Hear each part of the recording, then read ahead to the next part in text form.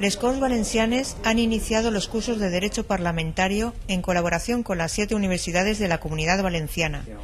El primer curso de este año 2014 se titula La revisión del Estado autonómico y se realiza en colaboración con la Universidad de Valencia. Han asistido 90 alumnos de la Facultad de Derecho.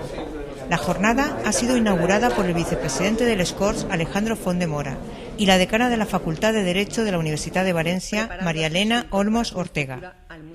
Las conferencias que se han celebrado a lo largo de toda la jornada en la Sala Benatea de Les Corts han abordado cuestiones como la reforma federal, la articulación de las administraciones en el Estado autonómico, las perspectivas de futuro del modelo territorial o la revisión del Estado autonómico. Este es el primero de los 7 cursos de Derecho Parlamentario dirigido a estudiantes universitarios que entre los meses de febrero y mayo se celebran en Les Corts.